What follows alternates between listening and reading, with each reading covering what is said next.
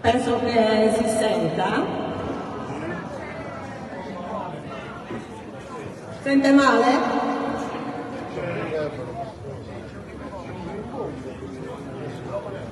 Adesso?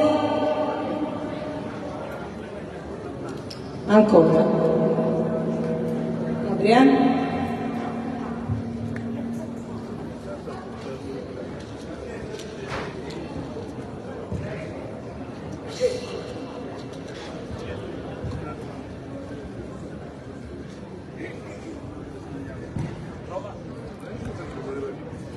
Buonasera, mi sentite? Benissimo, grazie di essere qua, grazie a tutte e a tutti. Non vi nascondo che sono molto emozionata perché questa piazza per noi, per Genere Alternative, rappresenta un luogo importante.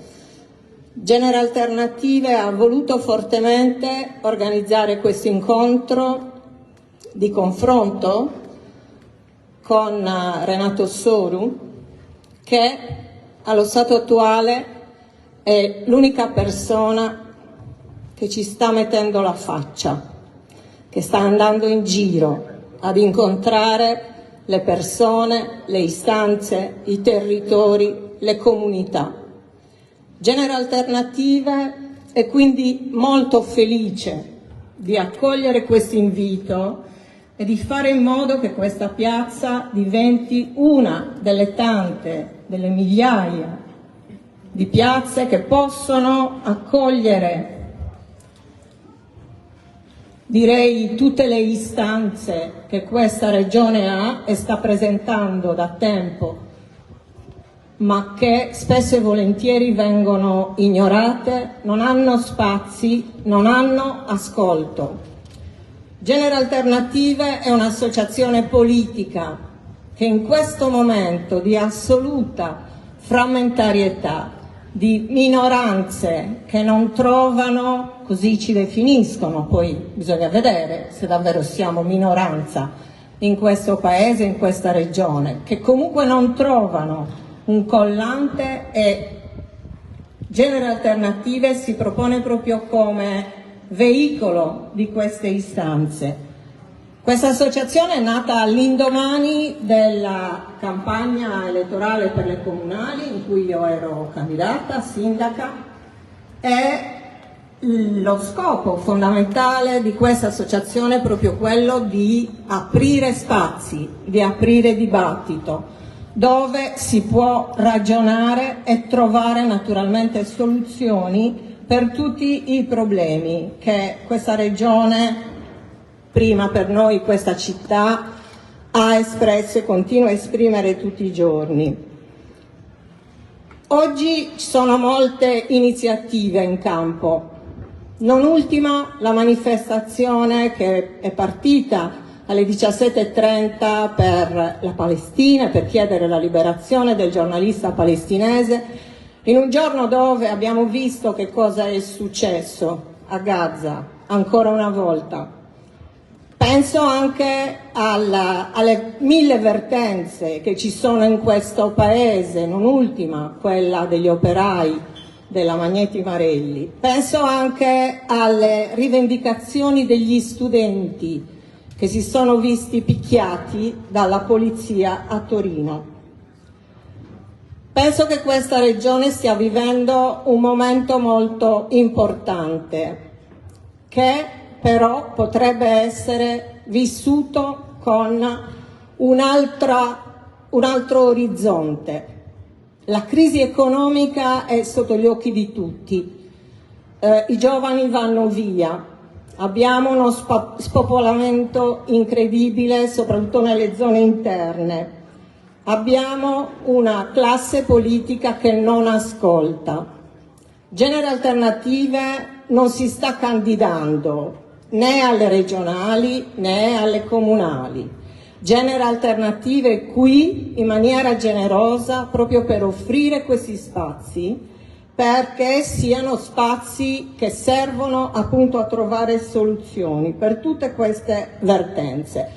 Nel frattempo Da quando ci siamo formati è naturalmente scoppiato la pandemia, ma noi abbiamo continuato a lavorare. Per esempio abbiamo lavorato nei comitati, in particolare nel comitato Oltre il Gazzometro, per la bonifica dell'area appunto dell'ex gazzometro, e così come esistono in questa regione mille altri comitati che portano istanze, che chiedono risposte, che vogliono trovare soluzioni. Ora, tutti questi comitati possono, e questa è la domanda, convergere verso un programma comune perché questa regione sia una regione sostenibile, giusta, che riconosca i diritti al lavoro, alla scuola, all'istruzione.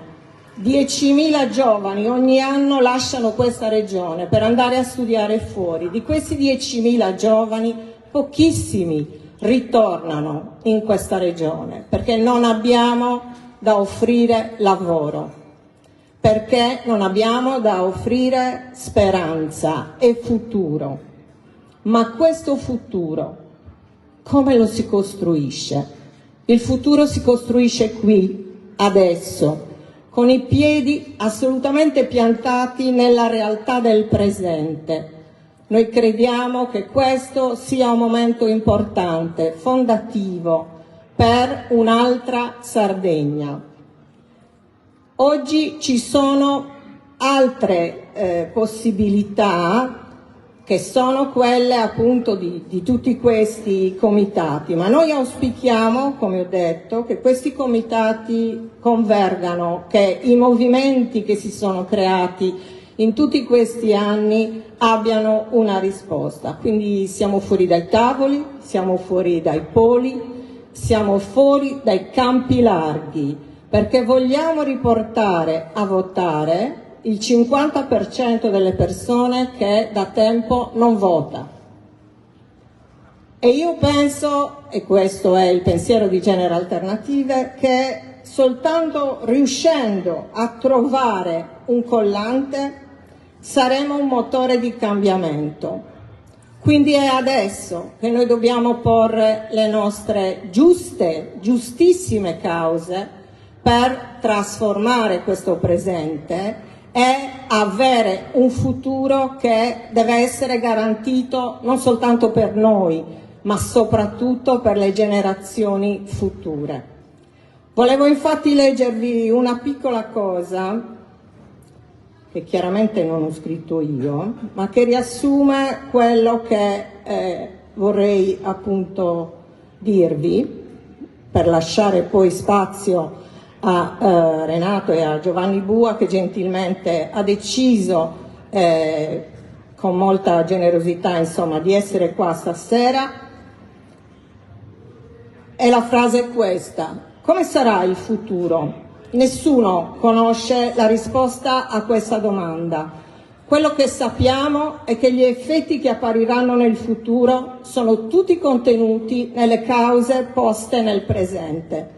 E dunque è importantissimo alzarsi e agire per raggiungere grandi obiettivi, senza farci distrarre o scoraggiare dalle difficoltà. Auguro a noi tutti una serata assolutamente proficua, di ascolto, e naturalmente il pubblico può anche fare domande, troverete anche dei foglietti dove potete scrivere queste domande. E poi diciamo che l'ultima parte di questo incontro sarà proprio dedicato da parte di Renato Soru a rispondere a queste domande che raccoglieremo diciamo per temi. Grazie mille a tutti e buonissimo incontro.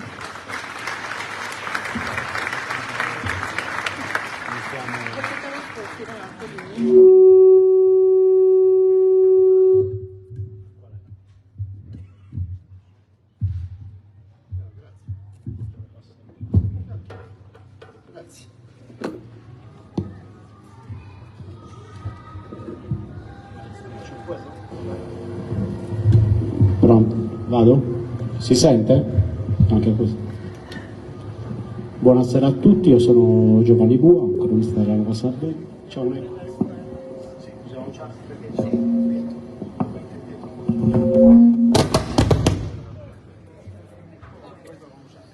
Dai, ci giriamo questo. Eccoci. Allora, dicevo, sono Giovanni Bua, un cronista della Nuova Sardegna, ringrazio Marilena per l'opportunità. Avremo sicuramente modo di parlare in maniera diffusa del progetto di Renato Suru per il futuro della Sardegna, però insomma, essendo io un cronista e anche un po' pettegolo, devo iniziare dalla fine, insomma. Lei qualche giorno fa ha detto che non è più tempo di tavoli, ma è tempo di mettersi in cammino. Si è messo in cammino, però è che si sente candidato, insomma, alla presidenza della regione, però i tavoli ci sono ancora. C'era una riunione ieri che è stata aggiornata lunedì, hanno detto che l'unica decisione che hanno preso è che non si faranno le primarie e che il nome del candidato dovrà uscire appunto da quel tavolo presentato dai partiti. Ecco, come se ne esce? Cioè, sino a che punto lei è disposto ad arrivare? Se da quel tavolo uscirà un nome diverso dal suo, si rompe, comunque cercherà di far arrivare il suo nome su quel tavolo? Bene, intanto grazie a Giovanni Bua e grazie a Marilena.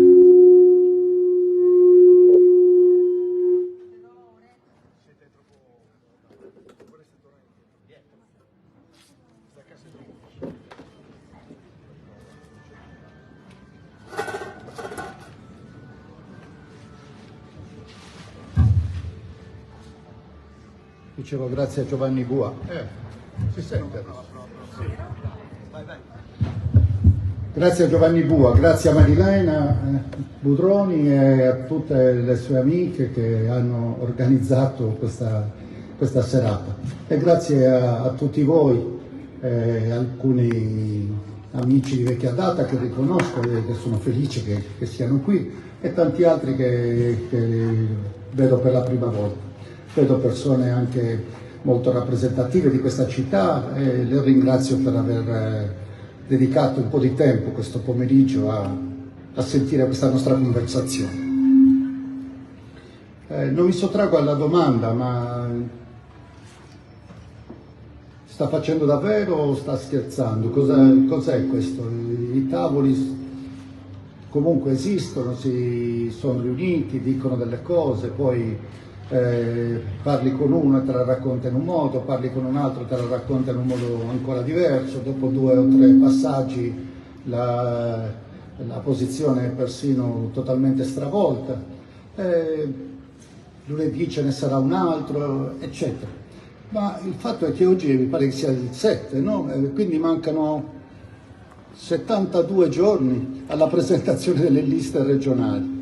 Delle liste dei partiti e quindi anche di un candidato presidente per le prossime elezioni regionali. Mancano 72 giorni e diciamo entrambi gli schieramenti non hanno molto chiaro chi deve essere il loro candidato presidente e ancor meno hanno chiaro per che cosa si candidano a guidare la regione. Per quanto riguarda il centro-sinistra, io credo che non basti l'idea semplice, ci candidiamo a guidare la regione perché non se ne può più di questa destra inconcludente che non ha fatto nulla. Mi sembra un po' poco, un po' povera come spiegazione. Mi candido perché questi sono stati pessimi. Sì, va bene, ma che cosa ti candidi a fare? In che cosa non sarai pessimo in futuro? In che cosa sarai invece...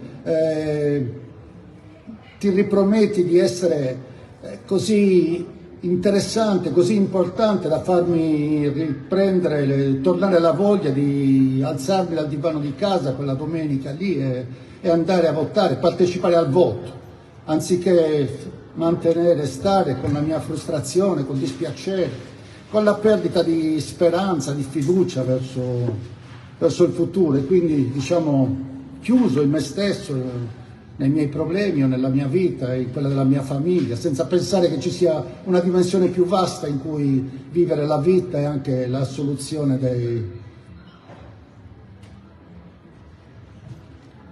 della nostra condizione quotidiana.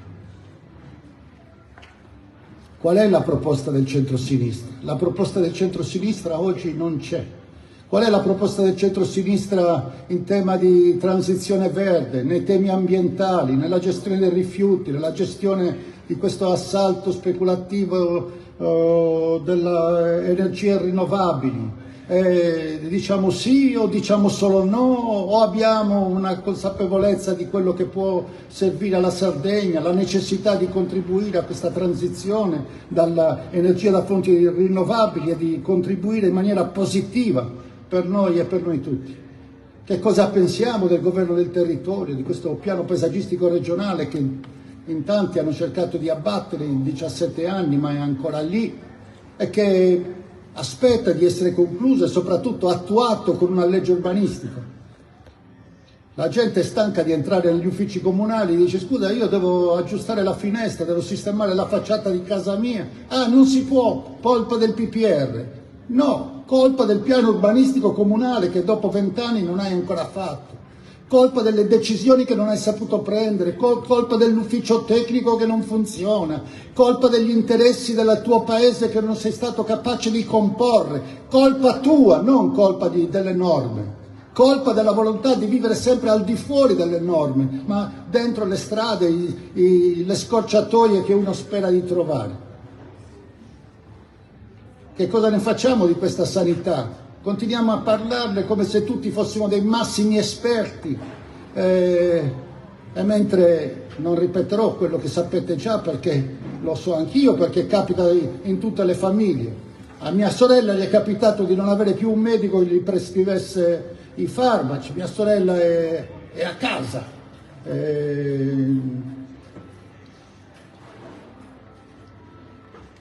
In un paesino non il più piccolo e il più periferico della Sardegna, ma a San Luri, sulla strada principale della nostra regione, sulla 131. Pure lì è mancato un medico per moltissimi mesi, è mancata la possibilità di avere assistenza, ma di avere persino i farmaci. E quando è stata trovata una soluzione li hanno mandati a Villamar. Quando serve una visita diagnostica sappiamo che cosa succede, e per la prima volta abbiamo imparato anche a sentire una cosa totalmente inaspettata, no? La discussione aprire o chiudere un ospedale, diciamo che è stata ricorrente negli anni scorsi, ma adesso non si tratta più di aprire o chiudere gli ospedali, adesso chiudono i reparti. La facciata dell'ospedale è aperta, la portineria è aperta, ma i reparti sono chiusi. Chiudono gli ospedali per ferie, chiudono i reparti per ferie, chiudono i reparti perché non ci sono medici, oppure c'è il reparto aperto, ma casomai manca l'anestesista e quel reparto non funziona. Ora sarà colpa del fatto che non siamo capaci di organizzarci, sarà anche colpa di tante cose, sarà anche colpa che non si sono preparati abbastanza medici. Ma la politica ha colpa in tutto questo. Ha colpa la politica quando pretende di mettere il timbro della politica, del proprio partito, in un direttore generale di un ospedale, e poi lo vuole mettere anche nel primario, e poi il primario che ha il timbro di un partito pretende di utilizzare la politica o le divisioni della politica anche nel dire: il sano operatore ci vai tu, ci va l'altro, ci va l'altro ancora, e quindi scegliere tra i medici non in base al merito ma in base all'appartenenza. E se questo succede è chiaro che poi i medici se ne vanno, perché cercano un posto dove poter anche gestire o praticare in maniera più dignitosa la loro professione. È chiaro che poi le cose non funzionano, è chiaro che poi la sanità è quella che è.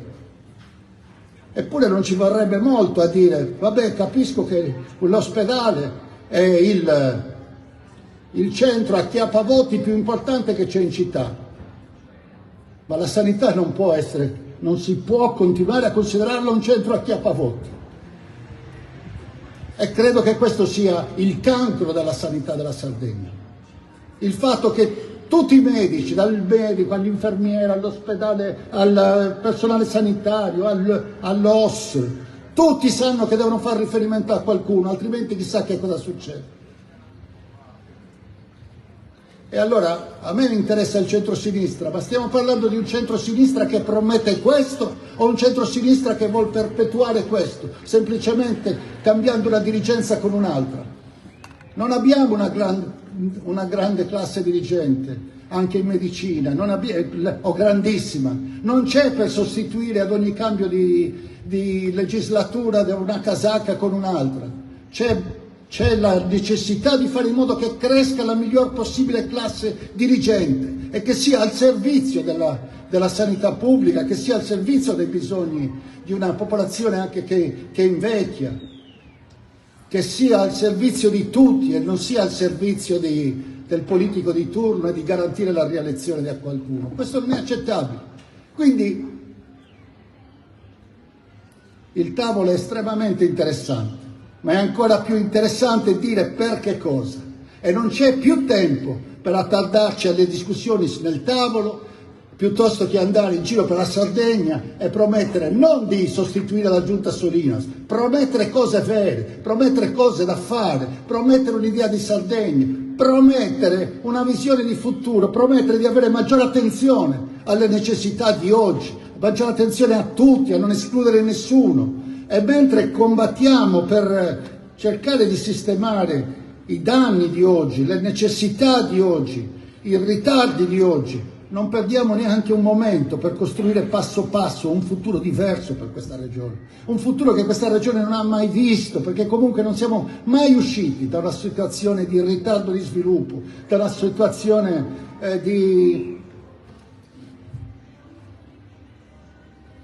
vorrei dire qualche volta anche di vassallaggio, vorrei dire appunto qualche volta di vassallaggio, qualche volta di subalternità. Ma ancora di più non siamo usciti da quella possibilità di vivere bene qui, bene in sintonia col creato, in sintonia con questa natura, in sintonia col passato, ma con una possibilità finalmente di trovare un lavoro buono, di trovarlo indipendentemente dalle spinte, dai calci di qualcuno, un lavoro per la quale non sentirsi in debito per tutta la vita a qualcuno e che nessuno ti può rinfacciare in futuro. Insomma, vivere bene e felicemente in questa regione. A questo dobbiamo mirare e dobbiamo spiegare come farlo. Finisco dicendo questo. È un momento particolare. L'Europa, il pianeta è uscito da un grande spavento, da una grande paura, non si sapeva a che santo votarci, no? L'epidemia, il Covid, abbiamo vissuto momenti particolarissimi, una grande crisi sanitaria, sociale, economica, a cui gli Stati cercano di dare una risposta. L'Europa cerca di dare una risposta con un suo programma che si chiama Next Generation Europe. Approfittiamo di uscire da questa crisi per immaginare l'Europa una nuova Europa, un'Europa di nuova generazione. Come si dice, cerchiamo di uscire da una crisi non per tornare indietro dove eravamo, cerchiamo non solamente di rattoppare qualche buco e di risistemare le cose, cerchiamo di uscire da questa crisi guardando le opportunità di oggi, guardando il mondo di oggi, guardando che cosa ci racconta il mondo di oggi e cercando di metterci in sintonia con questo racconto, con quello che sta accadendo. Cerchiamo di uscire dalla crisi costruendo una Sardegna diversa. Questo è quello che credo con tutta la forza possibile, con tutta la convinzione possibile. C'è una quantità straordinaria di fondi che aspettano noi nei prossimi 4 anni. Magari ne parliamo dopo. C'è una quantità straordinaria di fondi che aspettano noi nei prossimi 4 anni. Ma per farne cosa e come? Chiedo scusa se lei non mi ferma. Io una volta, quando non facevo ancora politica,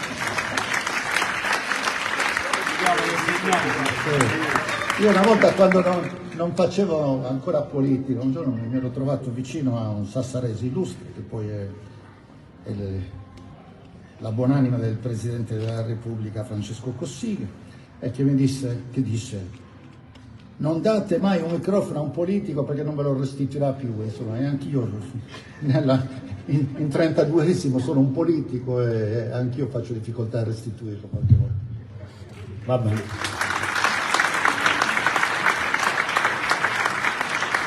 Quindi dalla risposta mi sembra di capire che lei è in cammino e sono gli altri che la devono venire dietro, insomma, non ha... Mi sentite? Ok, dicevo che dalla risposta mi sembra di capire che lui è in cammino e sono gli altri che gli devono andare dietro. Va bene, allora entriamo nel... Posso dire qualcosa? Mi sembra di dire che io sono al servizio degli altri, mentre gli altri discutono. Io cerco di portare una voce del centro-sinistra.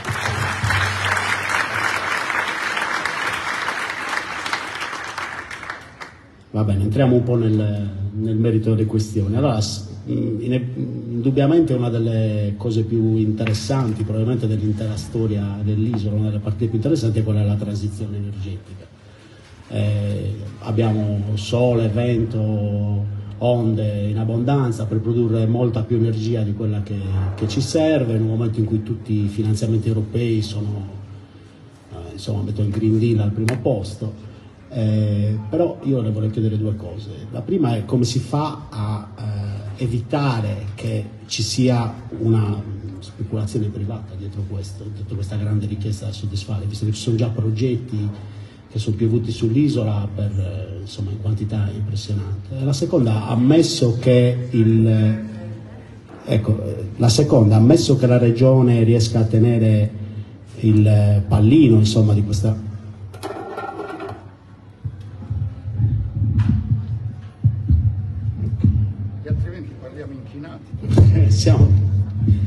sono piegato in due.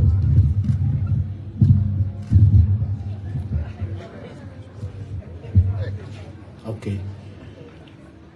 Allora, parlavamo di transizione energetica, dicevo, c'è l'assalto come bloccare l'assalto dei privati, ammesso che la regione riesca a tenere il pallino, insomma, di questa transizione, sino a che punto ci si può spingere per evitare che poi le nostre creste delle montagne si riempiano di pale eoliche, le nostre campagne di pannelli fotovoltaici, e soprattutto, visto che ci saranno delle quote nazionali da riempire, per evitare che questa transizione diventi una nuova servitù per la Sardegna. Sì, una nuova servitù, il rischio di una nuova servitù è la parola giusta, che condivido totalmente. Se vogliamo costruire un filo attorno a queste servitù, possiamo dire, insomma, che ogni volta che si è vista un'opportunità in Sardegna è stata subito colta, e sempre da occhi attenti esterni che hanno visto il vantaggio, hanno visto la possibilità di realizzare facili guadagni. Noi raccontiamo sempre che nella nostra storia, insomma, più recente, diciamo dall'Ottocento a oggi, abbiamo subito questa servitù, questa colonizzazione per lo sfruttamento delle nostre foreste. In effetti chi scrive in materia forestale, e qui a Sassari ci sono le persone più autorevoli, in Sardegna, raccontano di una geografia diversa, raccontano di una Sardegna con un patrimonio forestale diverso da quello, nonostante i 60 anni dell'ente foreste, che comunque ha fatto un grande investimento ambientale, oggi gestisce circa 250.000 ettari di foreste. Senza quello sforzo oggi non vedremo la Sardegna come la vediamo oggi, la vedremo piuttosto come è stata ridotta a fine dell'Ottocento per lo sfruttamento eccessivo, abnorme e non certamente a vantaggio dei sardi della risorsa forestale. Ancora tra fine Ottocento e primi del Novecento c'è stata la grande colonizzazione per lo sfruttamento delle miniere.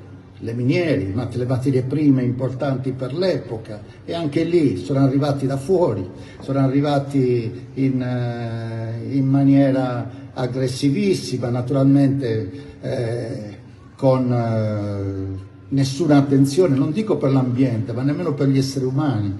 È nata sono nate le lotte sindacali a Bugerro, ci sono stati eccidi a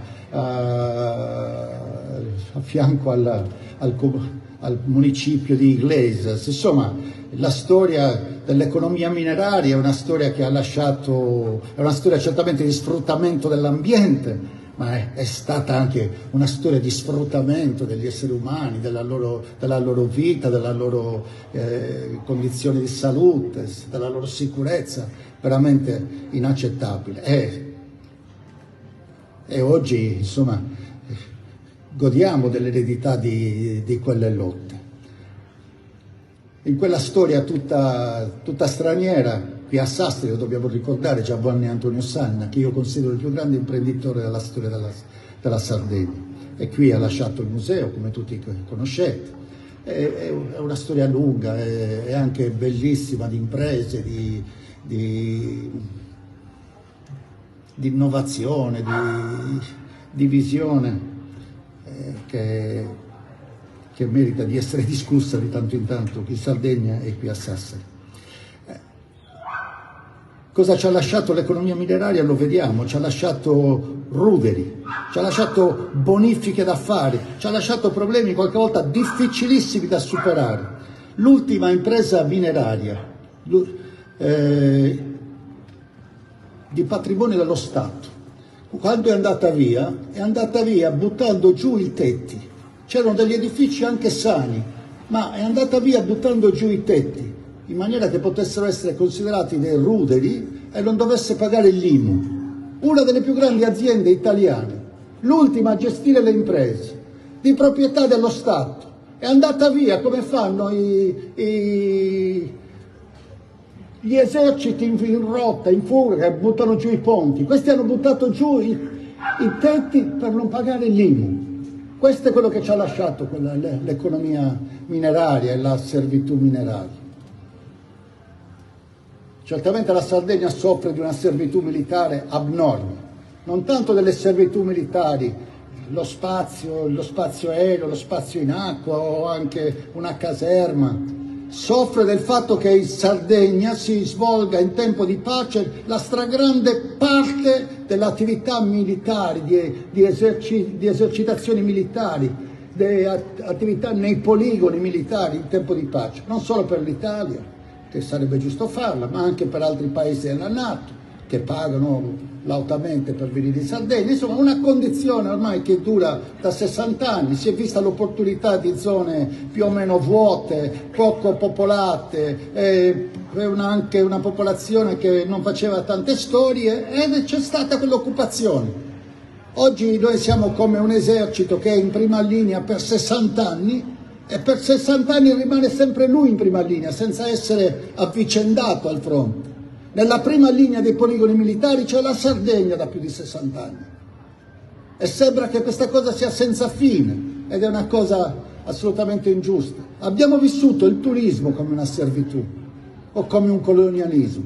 Sono venuti da fuori, principi, o beggi che scappavano dai loro domini africani e sono venuti con un atteggiamento non molto diverso da quello che avevano nell'Africa che lasciavano, e abbiamo avuto un assalto turistico che in qualche modo ci piaceva, perché comunque c'erano i lavori per i muratori, si accendeva qualche luce, qualcuno vendeva i terreni, ma ci ha lasciato 300.000 seconde case e pochissimi alberghi.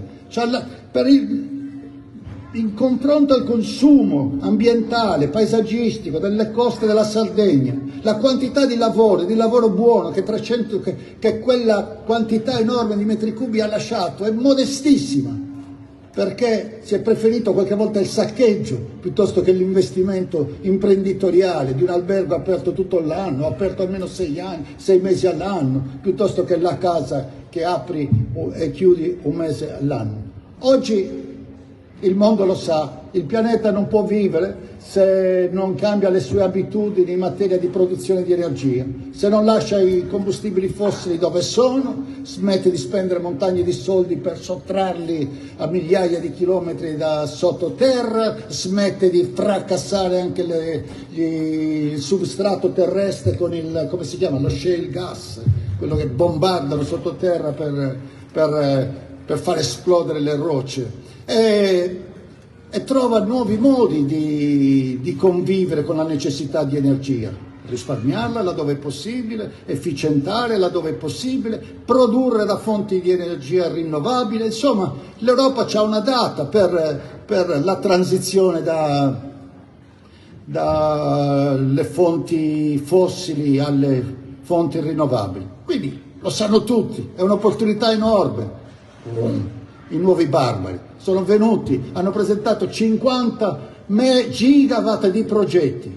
Tenete presente che nel momento di massimo consumo la Sardegna consuma 1,5 gigawatt. Naturalmente 1,5 gigawatt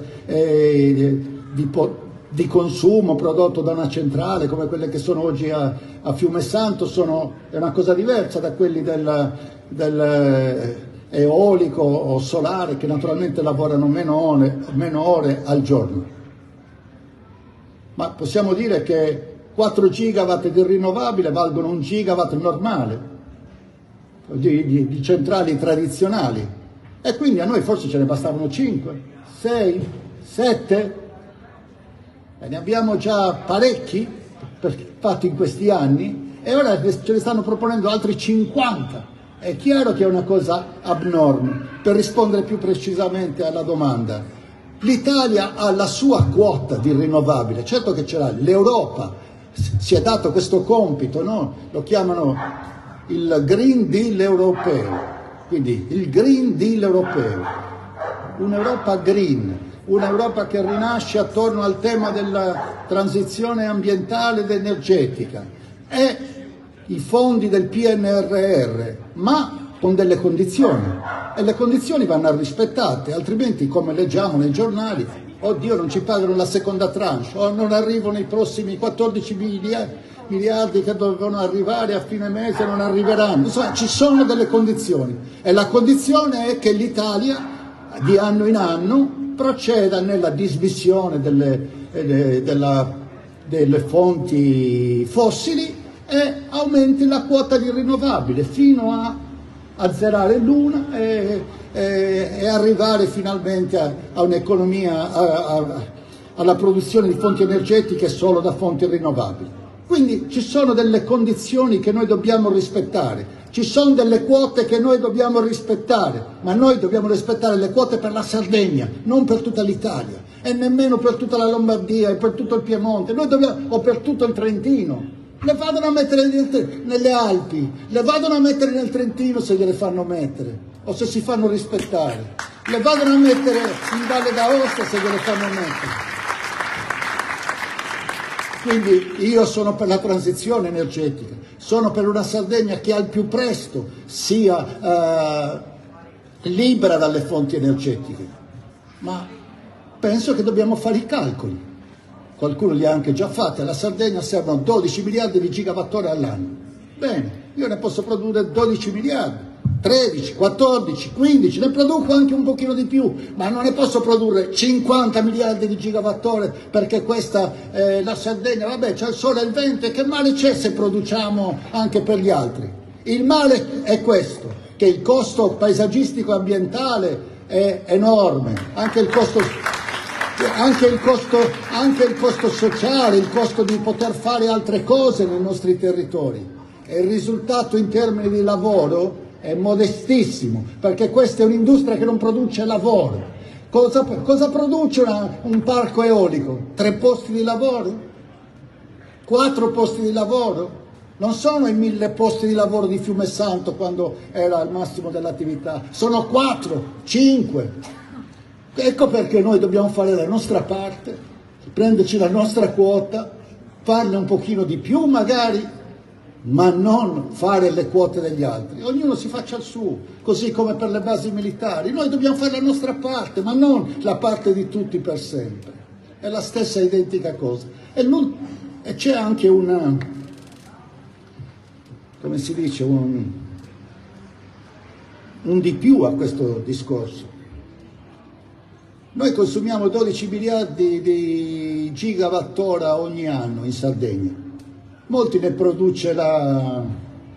li consuma la pubblica amministrazione sarda, gli ospedali, le luci dell'illuminazione pubblica, gli uffici pubblici, tutto il sistema sanitario, il sistema scolastico, il sistema dei consorzi di bonifica, Abbanoa che deve potabilizzare, che deve pompare l'acqua per farla passare, per farla risalire dalle zone basse alle zone alte. È chiaro che la pubblica amministrazione sarda è il più grosso consumatore di energia, ma se questa energia deve essere prodotta, è sbagliato se la produce in qualche modo la regione sarda e si azzera o diminuisce enormemente la propria bolletta energetica? Se mettiamo i pannelli solari nel tetto di casa nostra, o se un'impresa mette i pannelli solari nel tetto del suo capannone per tagliare la sua bolletta, è sbagliato che la regione azzeri i suoi costi, utilizzi i suoi costi magari per migliorare la condizione delle scuole o per migliorare anche la condizione della sua sanità, per migliorare le sue infrastrutture stradali? Io credo che sia giusto, quindi i gigawattora vanno benissimo, ma innanzitutto per chi? Ma io credo che servono innanzitutto appunto a far risparmiare la pubblica amministrazione sarda, poi devono anche servire a far risparmiare le famiglie della Sardegna, così come in tanti hanno iniziato a fare singolarmente, o qualcuno ha iniziato a fare nei piccoli paesi, Villanova Forno, Saramanna, altri, ci sono tante iniziative spontanee di comunità energetiche. Ma è la comunità energetica regionale magari che vede che in maniera coordinata, che aiuti ogni comune a risolvere questo problema e fare in modo che effettivamente si possa ridurre, utilizzare questo sole e vento per ridurre la bolletta delle famiglie in Sardegna, visto che abbiamo questa fortuna. E poi naturalmente per rendere più competitive le nostre imprese. Sapete quanto costa l'energia elettrica, che so, in Arabia Saudita o nel Qatar per i residenti, o la benzina quanto costa? Più o meno zero, perché dicono quell'energia è nostra e noi la diamo senza tassazione, la diamo quasi gratis, è una cosa che condividiamo con la società, con la nostra società. O chiedete quanto costa a chi ha lasciato il portocanale di Cagliari per andare a lavorare a Tangeri, dove adesso si fermano gran parte delle navi, parte container, anche loro consumano energia. Quanto costa l'energia lì e quanto costava qui in Sardegna? O quanto costa nei paesi produttori di petrolio? Loro fanno concorrenza ai sistemi europei, attraendo imprese e tagliando il costo dell'energia. È più competitivo aprire un'impresa lì perché l'energia non costa quasi nulla. Può questa nostra energia servire a rendere più competitive le imprese sarde? Ecco, io credo di sì. Quindi niente di nuovo sotto il sole, questo è l'ennesimo attacco, è l'ennesima orda barbarica che arriva, che ha certamente lo scopo di far saccheggio e di tornare a casa arricchita. Sta a noi ragionare, sta a noi fare i conti, sta a noi governare questa grande opportunità che si apre grazie ai cambiamenti tecnologici. Per inciso, un pannello fotovoltaico una ventina d'anni fa produceva 2 kW, 3 kW, i 20 watt, 30 watt, poi 50 watt, poi 100 watt, 150, 200 watt, 500 watt. Nel giro di pochi anni un pannello fotovoltaico è passato da pochissimi watt a 500 watt. L'innovazione tecnologica pare che abbia avuto lo stesso andamento, sapete, dei computer, no? Prima costavano tanto e avevano pochissima memoria. Ogni anno raddoppiava la memoria e dimezzava il prezzo, raddoppiava la memoria e dimezzava il prezzo. Lo stesso ha fatto l'energia solare, no? del fotovoltaico. Fra qualche anno chissà come sarà, non lo sappiamo fra 5 anni, certamente sarà molto meglio di oggi. Questa energia è potente, è forte, inesauribile, deve servire a noi, alle nostre famiglie, alle nostre imprese, non ce la dobbiamo far sottrarre.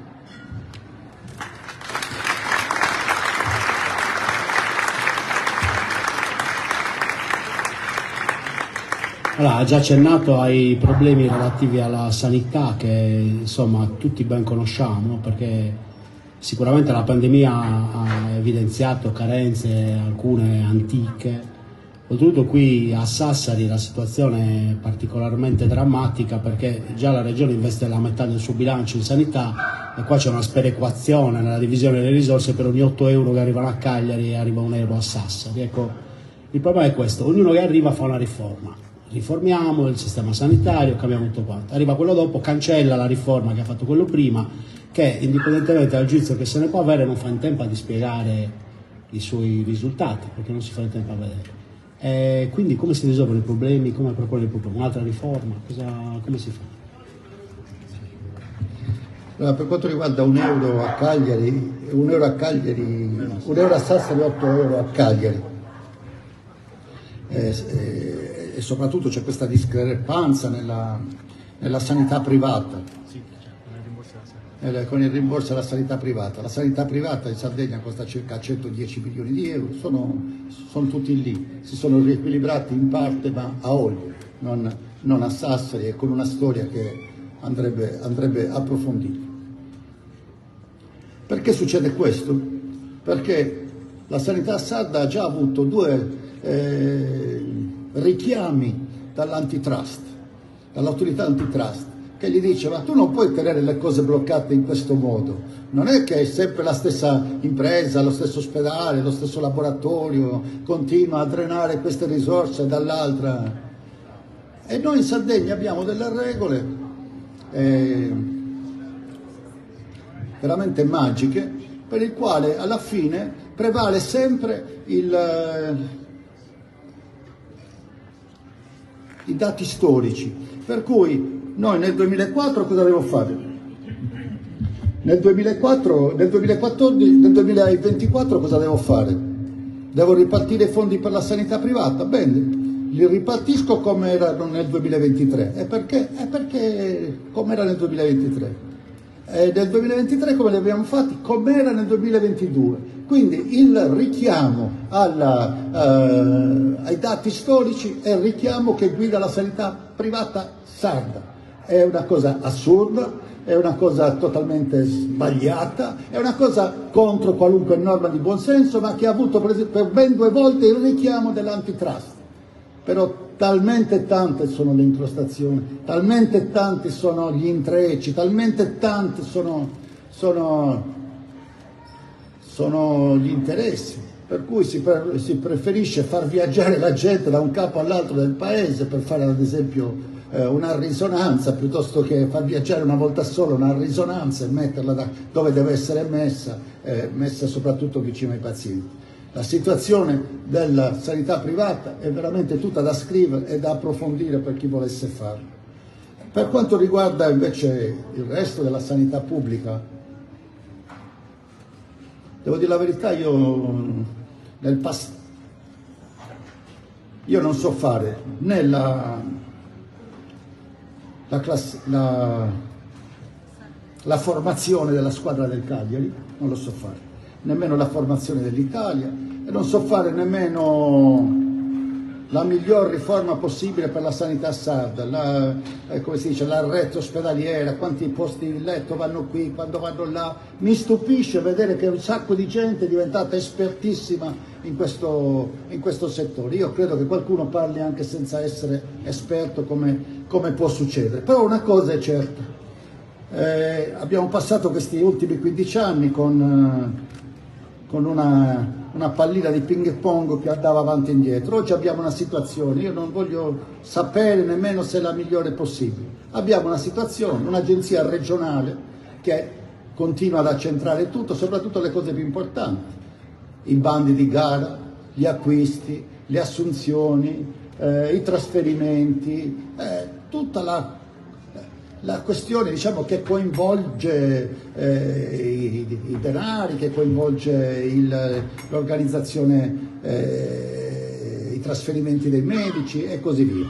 Su questo c'è un'azienda regionale, l'Ares, e si è tornati alle 8 aziende sanitarie locali. A Sassari finalmente abbiamo l'azienda ospedaliera unica, a Cagliari c'è il Brozzo, ci piace o no c'è questa, non la possiamo modificare un'altra volta, perché rimodificare le organizzazioni vuol dire impazzire, come è già impazzita gli uomini e le donne che ci lavorano dentro questa organizzazione. Abbiamo quindi l'organizzazione, l'emergenza urgenza, questi elementi, l'agenzia regionale, le agenzie, le ASL, gli enti ospedalieri, così come ho cercato di dire, poi gli altri ospedali che invece fanno capo alle ASL. Poi abbiamo il Dipartimento di Emergenza Urgenza. Oltre a questo è stata approvata per legge, è stata attuata una legge nazionale e per legge, dopo anni di discussioni, è stata approvata la rete ospedaliera. Ci piace o non ci piace, Ozieri con Alghero, Carbonia con Iglesias, un posto letto in più qui, un posto letto... Adesso c'è la rete ospedaliera e diciamo cerchiamo di tenerci. Quello che ancora non è stato fatto e che invece deve essere fatto è il documento programmatico della medicina territoriale, per cui ci siamo fermati anni a combattere per l'ultimo posto letto, nel frattempo però la medicina territoriale è stata abbandonata e non è stata regolata. Quindi oggi c'è sicuramente da attuare la legge nazionale sull'organizzazione della rete territoriale e solo se fai quello hai anche le risorse ormai del PNR che usa gli stessi nomi, l'ospedale di prossimità, la casa della salute e così via. Le dobbiamo fare in Sardegna? Sì, bisogna attuare la legge nazionale. Vogliamo quelle risorse? Sì, le dobbiamo fare immediatamente. Però, quindi, più che cambiare l'organizzazione, c'è da far funzionare questa organizzazione. Un'organizzazione che gli uffici, i medici, il personale non ha ancora imparato per bene, che non è ancora riuscito a recepire, per cui ci sono meccanismi che non dialogano abbastanza tra di loro o dialogano in maniera vecchia, antica, o sistemi informatici che non sono interoperabili tra loro, oppure sistemi digitali che non sono ancora stati messi in funzione. Semplificazione burocratica, responsabilizzazione dei funzionari. Per esempio, una persona che conosco, con cui ho a che fare, ha chiesto alla sua responsabile 1.000 euro per fare una settimana di formazione su un'attività importantissima a Roma. È dovuto andare al dirigente, poi è andato da non so chi e poi è andato dal dirigente, dal numero 1 dell'ATS e poi gli hanno detto di no, perché evidentemente la formazione ai medici e ai personali infermieristico della Sardegna non conta. E se uno è disposto a giocarci una settimana sua, fuori di casa e metterci anche qualcosa di suo e ha voglia anche di imparare, non per se stesso ma per migliorare il servizio, la sanità sarda non ha 1.000 euro. Quindi cosa c'è da fare? C'è da far funzionare questa organizzazione e gestire l'emergenza di subito. Oggi mancano i medici, io l'ho scritto, lo riscriverò nei prossimi giorni. Il mio medico di medicina generale, medico di base come qualcuno li chiama, ma loro preferiscono il nome giusto, medico di medicina generale, è andata in pensione a fine anno, quindi qualche mese fa. Ci ho impiegato un bel po' di tempo per trovare qualcuno disposto ad accogliermi, perché erano tutti massimalisti, nessuno aveva più spazio. Quindi non c'era spazio. Questa qui è una signora che fa il medico, ma fa anche il rally nel deserto. ha raggiunto l'età per la pensione ma non è ancora pensionata dai rally nel deserto. Possiamo richiamare le persone dalla pensione, possiamo richiamare le persone che oggi per limiti di età hanno dovuto lasciare la sanità sarda, richiamarli in un momento di emergenza come questo, visto che mancano i medici. Possiamo fare quello che hanno fatto altre regioni, anziché perdere i medici che se ne vanno esasperati perché anche la sala operatoria è stata lotizzata e in sala operatoria può entrare il medico che ha un certo bollo di partito invece che un altro e i medici scappano, riportarli a casa e dirgli guarda, trovi un ambiente sano, un ambiente meritocratico, un ambiente dove c'è il malato al centro, non ci sono altre storie. E se non bastano quelli da riportare a casa, trovarne da fuori come hanno fatto gli altri e come stanno facendo gli altri, perché è vero che mancano, perché è stata sbagliata la programmazione del numero chiuso, andare a richiamare i medici, trovare altri medici, richiamare quelli che sono in pensione, investire sulla formazione, investire tanto sulla formazione se vogliamo migliorare la qualità della sanità sarda. Ne parlerei ancora, ma non voglio rubarvi troppo tempo. Tornare a investire sulla prevenzione. Tornare a investire sulla prevenzione.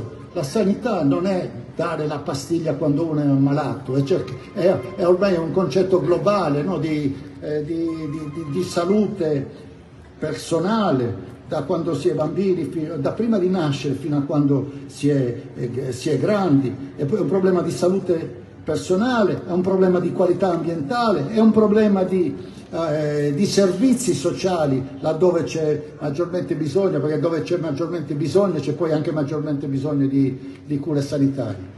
Quindi tutto questo va rimesso in gioco e va guardato con attenzione, avendo chiaramente in mente per che cosa, e avendo chiaramente in mente che bisogna semplificare, digitalizzare e rendere meritocratico, perché se non è meritocratico un ospedale si sta commettendo un crimine, perché in ospedale ci vanno i malati, non ci va la gente all'autoscontro o per giocare o in piedi. Se non è meritocratico un ospedale vuol dire che stiamo vivendo un mondo al contrario. Allora, prima di tutto, se avete delle domande pronte, passa qualcuno a ritirarle, poi le faremo. Una parentesi doverosa, tornando alla politica, insomma, quotidiana nei programmi. A maggio si vota qui a Sassari, si vota a Sassari come si vota in tante città importanti del territorio. Il problema dei tavoli nazionali, regionali, è che poi di solito per un sistema di contrappesi, insomma, distribuiscono anche le candidature poi delle comunali, ecco, quindi si sceglie fuori un altro candidato. Io vorrei capire per lei qual è invece lo schema che una città come Sassari e comunque tutte le città dovrebbero usare per scegliere il suo candidato, e se il suo progetto politico, indipendentemente da come andranno le regionali, ha intenzione di declinarsi a livello locale o partecipare al dibattito. Io ho in mente, leggo sempre sui giornali le cose che riguardano il Vaticano, sono appassionato di questo momento di transizione della Chiesa, Papa Francesco, questa rivoluzione, in qualche modo questo scontro tra idee diverse, no? Di chiese in mezzo alla gente, di chiesa chiuso nel rito. E questi giorni ci sarà il sinodo mondiale dei vescovi a Roma e il messaggio è: costruiamo una chiesa in uscita, una chiesa in uscita, una chiesa che non stia rintanata, che non sia chiusa, che non sia una chiesa di pochi che comandano, che non si capisce in che modo e nemmeno con quali obiettivi, ma in uscita. Io credo che la politica non possa fare di meno, anzi deve fare di più, no? Cosa è la politica chiusa nei tavoli, rintonata nei tavoli, rintonata in gruppetti dirigenti che si mettono d'accordo, scambiano una figurina, ti do la figurina grande, tu mi dai uno scudetto, poi ti do la figurina più piccola. Non è così.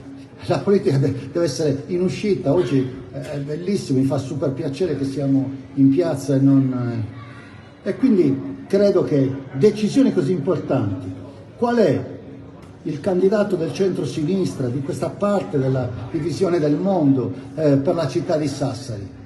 Chi lo sceglie? Lo scelgono a Cagliari perché abbiamo deciso quarti in un modo o Oristano in un altro, o lo devono scegliere gli elettori di Sassari? Così come anche per il candidato migliore possibile, per l'altra visione del mondo che comunque dovrebbe caratterizzare la candidatura del centrodestra. Io credo che la devono scegliere i cittadini. Mi piacerebbe che a Sassari, come in Sardegna, ci fossero tanti momenti come questi. In piazza Santa Caterina si presenta il signor Tizio, il signor Caio, il signor Sempronio, prova a esporre la propria visione e convincere il popolo del centro-sinistra, e il popolo del centro-sinistra faccia delle belle primarie e dice: ci interessa questa visione di Sassari, ci interessa approfondirla insieme a lui, colorarla insieme a lui, dettagliarla insieme a lui, tutti insieme avere un progetto per Sassari, e ci interessa che sia lui in qualche modo a rappresentarci tutti, a garantire per la realizzazione di quel programma. Scegliamolo insieme. Quindi io sono per le primarie per la Regione Sardegna, per la primaria per il Comune di Cagliari, come è stato fatto nel passato, e per le primarie per Sassari, come mi risulta sia stato fatto anche nel passato. E vorrei dire una cosa.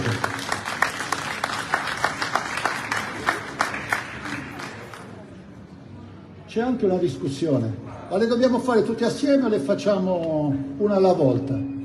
Io sono anche per farle tutti assieme. Pensate un centrosinistra che si presenta e dice: sai che c'è? Abbiamo già un candidato per Cagliari, per la regione, e abbiamo anche scelto un candidato per le prossime elezioni comunali delle due città più importanti della Sardegna, che vuol dire dei due motori di sviluppo più importanti della Sardegna per il futuro. C'è una visione del centrosinistra e c'è un personale del centrosinistra che si propone all'attenzione dei sardi e di Cagliari e di Sassari. Mi sembrerebbe un bel passo avanti.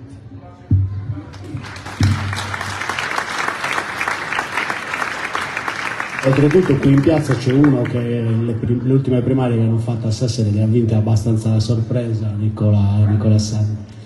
Va bene, non so se apriamo con le domande, facciamo magari un ultimo passaggio, un'ultima domanda.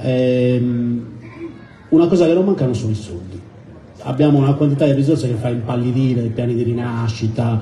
Nel settennato che ci aspetta abbiamo il doppio dei soldi che avevamo prima, 8 miliardi, più di 8 miliardi. Però c'è il problema che ne abbiamo anche 3 miliardi e mezzo che non siamo riusciti ancora a spendere, quindi evidentemente che il problema non è i soldi ma farli arrivare a terra, come si dice, spenderli. Quindi indipendentemente dal giudizio che si può avere su questa giunta c'è anche evidentemente un problema di macchina che non funziona, imballata, di burocrazia. So che lei ha parlato di riforma da una parte delle leggi che comandano il funzionamento della regione, la 1, la 31, la statutaria, dove insomma una volta non è andata benissimo, però e c'è anche una digitalizzazione spinta da fare inevitabilmente. Però ci sono anche tutta una serie di problemi. Un programma così ambizioso di riforma rischia di essere una palude dove perdersi. Domanda ambiziosa e complessissima. Cerco di rispondere in un baleno. È vero, è un momento straordinario per la Sardegna, non è così una frase di circostanza. È un momento straordinario. Nel passato abbiamo vissuto il momento straordinario io ero appena nato, della rinascita della Sardegna, no? 500 miliardi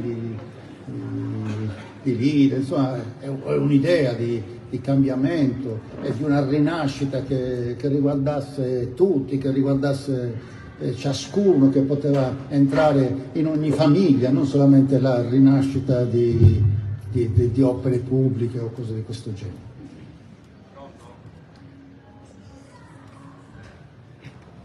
La Sardegna è in ritardo di sviluppo, come abbiamo detto, no? E quindi l'Unione Europea gli garantisce dei fondi, la gran parte dei soldi che il bilancio europeo investe, le investe nelle politiche di coesione, cercare di mettere insieme, di far convergere le diverse regioni di Europa, le più povere sempre più vicino a quelle più ricche, colmare le distanze. si chiamano i fondi strutturali europei, arrivano in Sardegna, più o meno li conoscete tutti, li conosciamo tutti, i famosi POR, con i piani operativi regionali. E questi fondi vengono distribuiti alle regioni in base alla situazione della regione. La regione può essere veramente tra le più povere e si dice che ha bisogno di convergenza, oppure una via di mezzo, si dice che è in transizione da una situazione di povertà verso una situazione di maggior simile alla media europea, e poi le regioni invece più ricche che hanno bisogno di essere competitive, di rimanere competitive. Le regioni che hanno bisogno di convergenza, le regioni in transizione, le regioni che devono rimanere competitive, che chiamano obiettivo competitività. La Sardegna era in mezzo, era in transizione nel settennato precedente. Negli ultimi anni, i 3 anni prima dalla partenza del nuovo periodo di programmazione, le statistiche ci hanno detto che siamo tornati indietro, purtroppo. Siamo tornati indietro, siamo tornati all'obiettivo 1, all'obiettivo che ha bisogno tra le regioni che hanno bisogno di convergenza. E questo naturalmente è un male, e poiché abbiamo più bisogno di altre regioni, ci toccano più soldi. I soldi dei piani dei fondi strutturali europei sono cresciuti del 60-70%. Poi c'è l'uscita dal Covid, per cui ci sono i grandi investimenti del PNRR e anche un altro fondo, sempre del Next Generation Europe, che si chiama Just Transition Funds. Sono i fondi per le regioni, per le zone che sono soggette a grandi trasformazioni della produzione di energia da fossile a rinnovabile. In Italia hanno individuato la zona di Taranto e la zona del Sulcis Iglesiente, per cui per il Sulcis Iglesiente nei prossimi anni ci sono 360 milioni di euro che devono essere spesi per quella transizione energetica. Quindi siamo tornati nell'obiettivo 1. Abbiamo i fondi del PNRR, abbiamo i fondi del Just Transition Fund, abbiamo i fondi cresciuti anche questi in maniera notevole per lo stesso motivo, i fondi di sviluppo e coesione, i fondi che lo Stato italiano deve mettere insieme ai fondi europei. Tutti questi fondi qui fanno circa 8 miliardi e 300 milioni. I fondi da spendere del periodo precedente erano circa 4 miliardi e 3, 4 miliardi e 3, 8 miliardi e 3, quasi il doppio. Numeri. Ne ha altri numeri? No. Allora li provo a dire. Quindi da 4 miliardi e 3 a 8 miliardi e 3. Con un punto di attenzione. Dei fondi che dovevano essere spesi in questi ultimi anni ce n'è una grande quantità bloccata, tant'è che nella cassa della regione ci sono 2 miliardi e mezzo di euro non spesi, per cui quando dovevamo spendere 4 miliardi e 3 ne abbiamo lasciato 2 miliardi e mezzo in cassa. Chi spenderà quegli 8 miliardi e 3? Quale regione? Con quale progetto? E con quale burocrazia? Con quale organizzazione? Con quali strumenti digitali? Certamente è un grandissimo tema. Il tema più interessante è che tutti questi soldi sono dentro il paradigma europeo dell'Europa più verde, Europa più intelligente, Europa più inclusiva.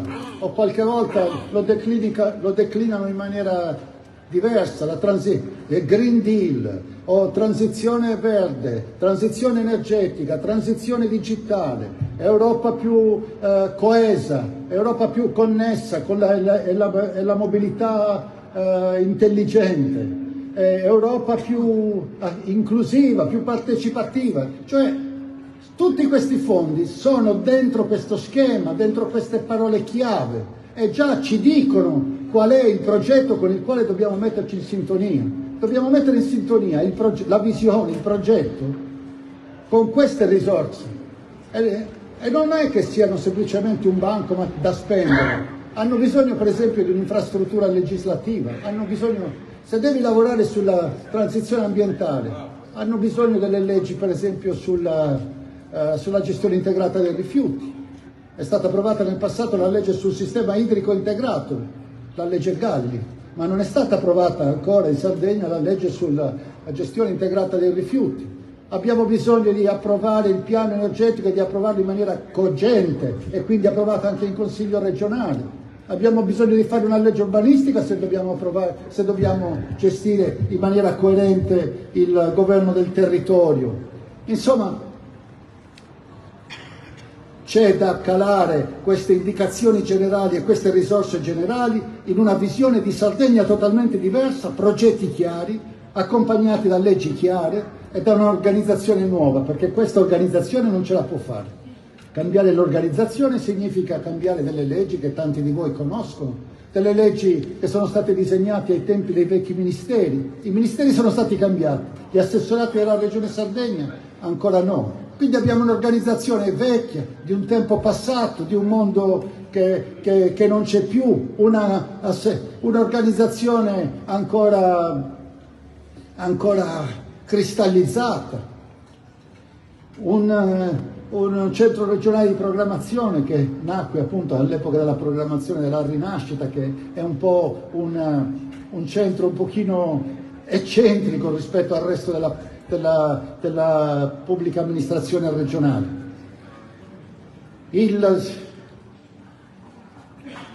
Le norme che riguardano le funzioni, i comportamenti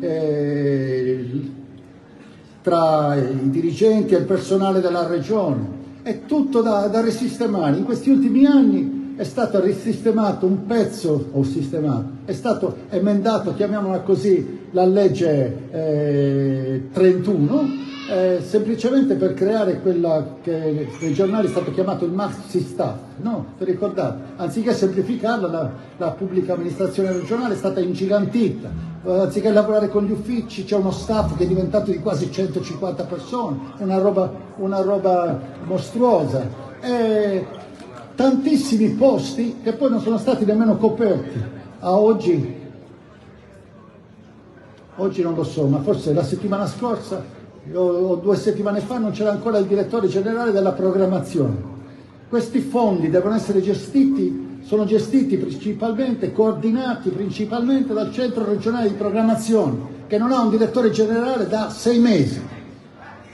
La transizione digitale è gestita dall'assessorato agli affari generali, che non ha il direttore generale da quasi 1 anno, che non c'è un capo di gabinetto, che gli mancano i dirigenti, che sono tutti facenti funzioni perché non ci sono i dirigenti. Insomma, bisogna assolutamente andare in maniera veloce, immediata, a modificare questa organizzazione della regione, a modificare le leggi sul personale della regione, i dirigenti e il personale, e portarla dentro questa transizione digitale, se vogliamo che effettivamente funzioni, che questi soldi possono essere spesi con attenzione, monitorati con attenzione, vederne i risultati con attenzione. C'è un mondo di cose da fare, piuttosto affascinante, bellissimo, entusiasmante, che si può fare e che può contribuire davvero a disegnare una regione diversa.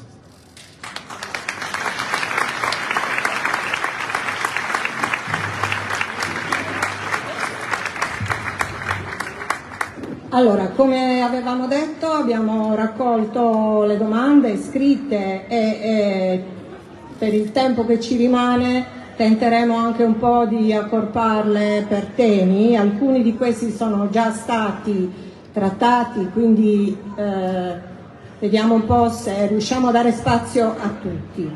La prima domanda è... Io devo cercare di essere più veloce. Allora, la prima domanda è: i 3 errori principali che hai fatto durante la precedente esperienza di governo. Ne dico solo uno, perché sono preparato, perché prima ho fatto una breve intervista con dei suoi colleghi e anche loro hanno iniziato chiedendomi qual è l'errore.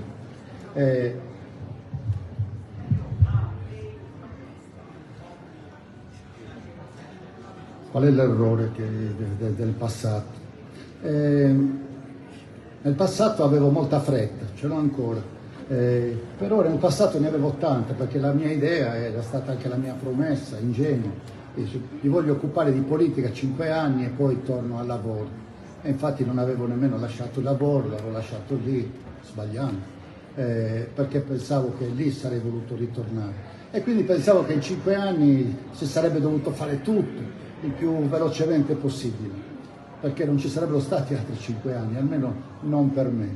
E avevo anche un'esperienza recente di lavoro che in 5 anni era stato tanto, quindi pensavo che magari intervenire nella regione potesse essere una cosa semplice, così come poteva essere nel mondo del lavoro. E quindi qualcuno ha costruito anche, diciamo, la caricatura di un signore troppo, all'epoca si diceva decisionista, o di uno che voleva comandare o che ascoltava poco. Io ritengo che sia una caricatura, però certamente una cosa è vera: io volevo andare molto in fretta, pensavo che dovevamo fare tantissimo e avevamo 5 anni di tempo, e quindi io volevo fare il più in fretta possibile, andavo sempre in fretta. E in politica invece non serve andare in fretta, serve andare il più veloce possibile, ma insieme a tutti gli altri, perché altrimenti ti giri e dietro non c'è più nessuno e sei solo, e sei andato molto avanti ma non serve a nulla. E quindi ho imparato la lezione, bisogna cercare di dare il passo il più veloce possibile, ma deve essere un passo per tutti. Grazie Renato. Ti faccio 2 domande di 2 ragazzi che non sono qua, uno perché è in Erasmus e l'altro perché non poteva essere qua. È di Mattias, figlio di un pastore indipendentista di Liberu, è studente al 2º anno di agraria a Sassari. La prospettiva, dice, il mio desiderio è quello di occuparmi dell'azienda di famiglia, mettendo insieme l'esperienza sul campo e la conoscenza e la competenza che acquisto con i miei studi. Sono convinto che sia necessario investire nell'agricoltura e nella pastorizia, perché li ritengo una componente importante della nostra economia. Che posto ha questo settore nella tua visione di Sardegna? Vabbè, è il sogno di tutti, no? Riuscire a mettere assieme saperi antichi e competenze di oggi. Saperi antichi, una cultura materiale che si è sviluppata nei secoli, certo. Un sapere materiale proprio radicato, forte, sempre più importante in un mondo che ha a cuore le diversità, che ha a cuore la qualità ambientale, la qualità del cibo che ne deriva. Mettere assieme quelle competenze, quei saperi, con le competenze di oggi, la competenza di utilizzare gli strumenti aziendali che rendono il lavoro meno faticoso, comunque il lavoro insopportabile, la fatica insopportabile delle generazioni che ci hanno preceduto, gli strumenti aziendali che permettono di lavorare con meno fatica una quantità di terra maggiore, in maniera che poi la terra possa restituire un reddito che possa campare, come si dice, una famiglia e farla vivere bene. Le competenze di stare in un mercato e quindi di capire più di altri, più di chi ci ha preceduto, le dinamiche di mercati che non sono più quelle del vicinato e nemmeno quelli del paese, sono mercati aperti, sono mercati internazionali e sono mercati a volte lontani da noi, che sono maggiormente capaci di valorizzare quel lavoro e quella fatica. Ci vuole la competenza quindi delle lingue, ci vuole le competenze digitali, perché oggi gran parte della nostra vita è lì, dentro la rete che ci portiamo dentro, che ci portiamo in tasca in continuazione.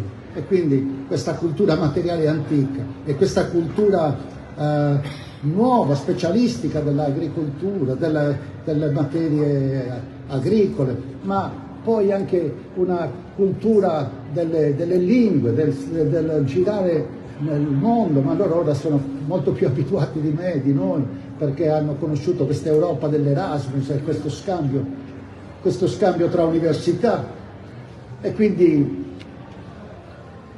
questo è il sogno, assolutamente, per una parte importante della Sardegna. Riguarda il mondo agropastorale, ma non solo, riguarda il mondo dell'artigianato, dei tanti saperi materiali che arricchiscono la società sarda. Prego. Ce n'è un altro gruppo su cultura. La domanda è Salimba sta su Matesi Buntu in cui la lassada. Cosa vuoi fare per questo? Scusate la mia pronuncia molto breve. C'è un'amica che io conosco da tanto tempo, perché una volta a Cagliari l'avevo sentita era Sapienza Sardegna, c'era il cortile del municipio aperto, una bella scalinata, e c'era una voce di una signora che parlava con un potente che arrivava fuori sulla strada. Io mi sono affacciato, mi sono incantato, e recitava una poesia del grande poeta in lingua campidanese che si chiama Benvenuto Lovino, ed è con canto guardo se occulto il nome dove tu, ed è una poesia molto bella in effetti. E immagino che sia lei che ha messo quella.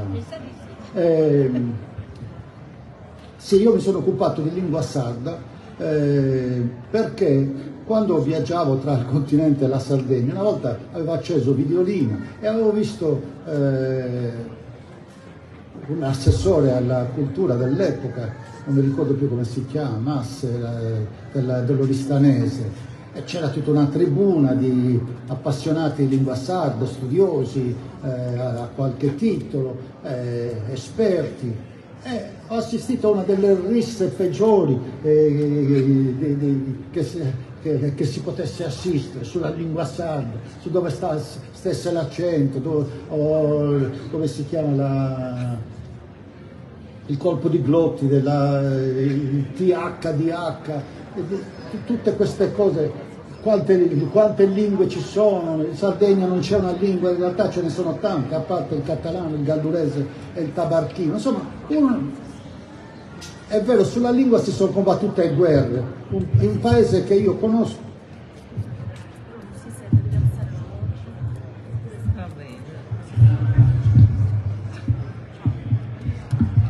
in un paese che io ho lavorato, insomma, hanno combattuto una guerra di 30 anni sulla scrittura della loro lingua, quella che oggi è la Repubblica Ceca.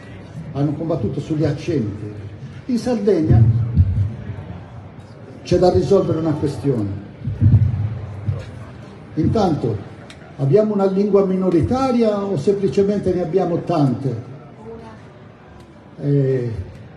Io ho cercato, come altri, di fare una commissione. Insomma, questa commissione ha detto una cosa di cui anch'io sono molto convinto, una discussione dei massimi esperti, li abbiamo compresi i sardi che insegnano all'Università di Parigi, un sardo che in Olanda, il massimo linguista cagliaritano, insomma un po' di tutti, e anche gli esperti, diciamo, che fuori anche dall'accademia. La lingua sarda è una.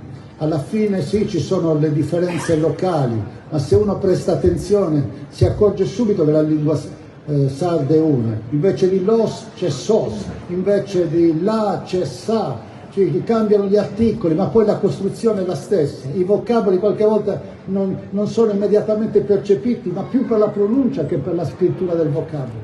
Quindi la lingua sarda è una. E se vogliamo essere riconosciuti anche come minoranza linguistica, con tutti i benefici che ne abbiamo, e se vogliamo effettivamente sentirci anche per quello che siamo, no? Forse direi senza forse, una nazione non compiuta, una storia a parte che oggi però deve superare il passato e integrarsi di più in questo mondo contemporaneo. Se vogliamo sentirci una comunità forte e coesa, abbiamo anche bisogno di riconoscerci in una lingua e quindi di darci delle regole. Ce li siamo dati delle regole di scrittura e si chiama la LSC, Lingua Sarda Comune, è stato stabilito uno standard di scrittura. sono stati prodotti dei documenti ufficiali, sono state fatte delle delibere della giunta regionale, insomma è stato fatto un passo avanti in quella direzione. Credo che proprio ieri a Cagliari si sia concluso il festival annuale che gira per l'Europa delle lingue minoritarie, quindi c'erano rappresentanti di tutte le lingue minoritarie europee. Noi non abbiamo la nostra lingua minoritaria se continuiamo a stare lì a litigare se si dice sos o los, se il sardo è quello diciamo letterario logudorese o se è quello campidanese perché è quello usato da una popolazione maggiore, o se è quello del Mesania intorno all'Accoli perché lì si sono incontrati maggiormente pastori in transumanza dal sud e dal nord e quindi forse possiamo riconoscerci. È lo stesso sardo, abbiamo bisogno di codificarlo, l'hanno fatto in Friuli Venezia Giulia, l'hanno fatto nei Paesi Baschi, l'hanno fatto in tutti i posti dove sono partiti risorsi come noi, ma alla fine hanno anche trovato un punto di incontro. C'è una strada che è stata fatta per trovarlo questo punto di incontro e bisogna portarla a compimento. Sembra una cosa meno importante, ma io credo che anche le questioni dello spirito appartengono in maniera importante alla nostra vicenda quotidiana.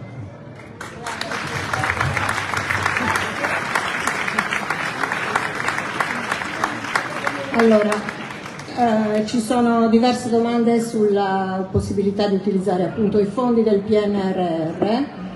La prima è che per poter utilizzare questi fondi ci vogliono persone competenti e moralmente ineccepibili, quindi non basta il presidente, ci vuole una squadra. Ce l'hai questa squadra? E la seconda è che cos'è prioritario per i fondi del PNRR? Come si può incentivare l'imprenditoria giovanile in Sardegna con questi fondi? E che cosa deve offrire la politica a un giovane sardo che voglia fare impresa?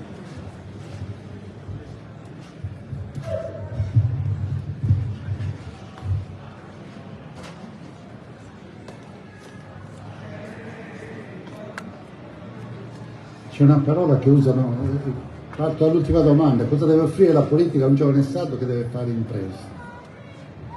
C'è una parola che adesso non mi viene in mente, e comunque è più o meno questo: deve offrire un campo da gioco regolare e non un campo da gioco truccato. Innanzitutto un campo da gioco regolare e non truccato, e qualche volta da noi il campo da gioco è truccato perché valgono, come si diceva, più le conoscenze del Tizio, di Caio, di Semproni, invece che appunto la conoscenza, il sapere, il merito. Oppure a volte il campo è truccato perché quel bando è scritto male, è scritto in maniera da favorire qualcuno invece che qualcun altro.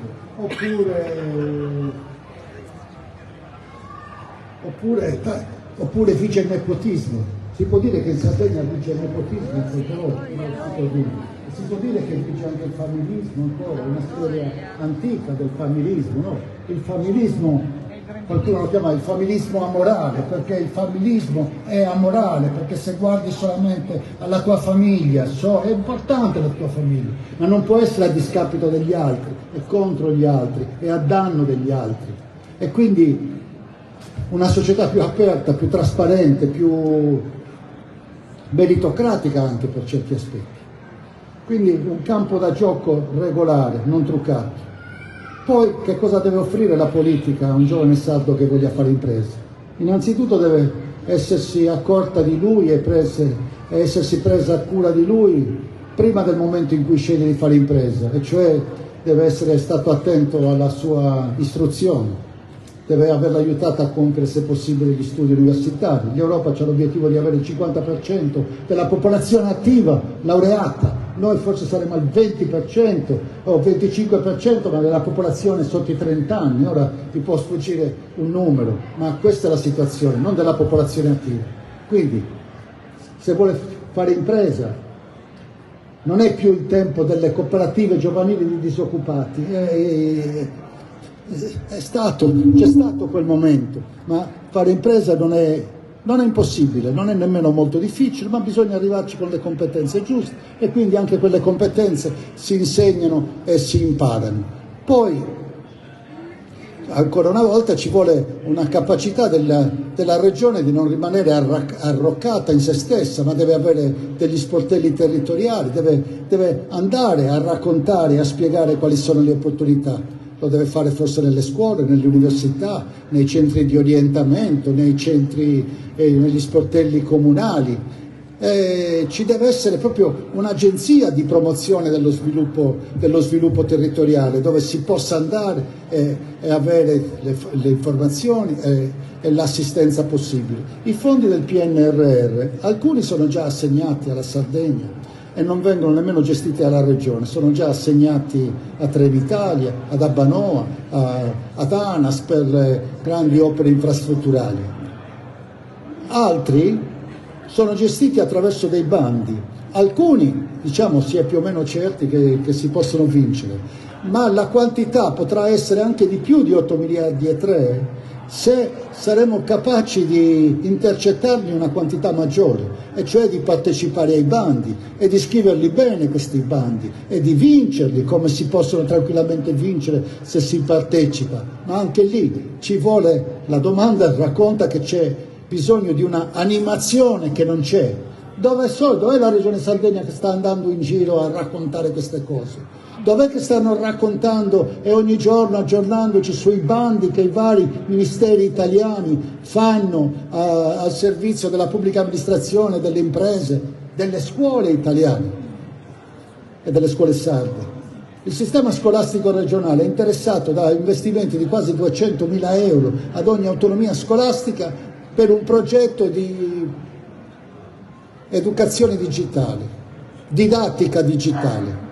Ogni singolo istituto, ogni singola autonomia scolastica ha una quantità di risorse mai viste. Chi è che sta facendo animazione, chi li sta aiutando e così via. Quindi è vero, c'è bisogno di un'organizzazione regionale, c'è bisogno di nuove leggi che modificano l'organizzazione regionale, c'è bisogno di strumenti, c'è bisogno di una regione in uscita che non si arrocchi negli uffici regionali cagliaritani o chissà dove, ma vada proprio vicino a cercare le persone, i possibili imprenditori uno per uno e non farli sentire soli. Certo, questo serve.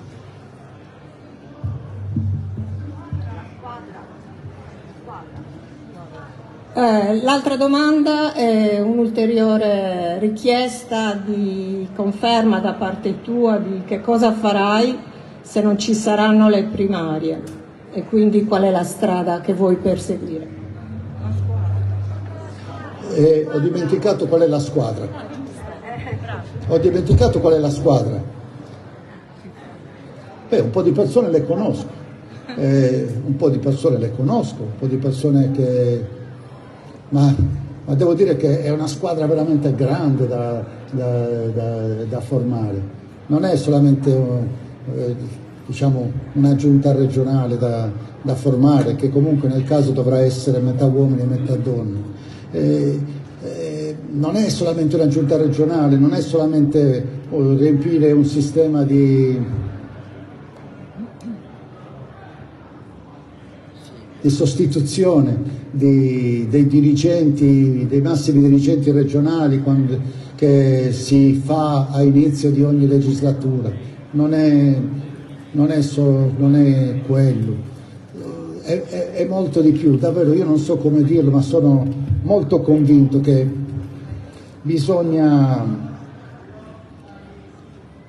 non perdere l'occasione di animare quante più coscienze possibili dentro le scuole, dentro i comuni, dentro gli uffici pubblici, dentro le imprese, richiamare tutti alla responsabilità, per quanto è possibile, di un grande impegno corale, di approfittare di questa opportunità di uscire dalla crisi immaginando e realizzando una Sardegna molto diversa, una Sardegna che non c'è mai stata, una Sardegna meno sofferente e una Sardegna non più in ritardo di sviluppo, un'isola bella, di grande qualità ambientale, di intelligenze istruite, educate, di saperi materiali antichi e moderni, e dove si possa vivere felice finalmente.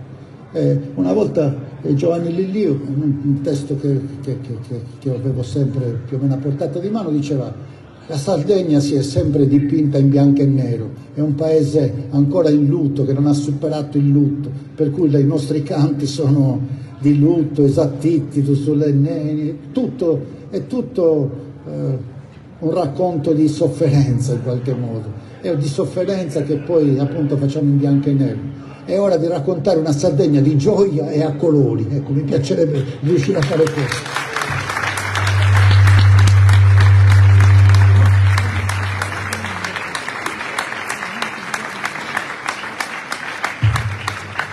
Allora, l'altra domanda, che però non capisco molto bene, nel senso che non vedo la domanda, e comunque è a proposito del paventato dimensionamento delle scuole. Lo stesso assessore ha detto che si opporrà, l'attuale assessore, che si opporrà appunto a questo dimensionamento per evitare questa grande accoglienza, diciamo, di un numero spropositato di studenti per scuola. Per autonomia scolastica.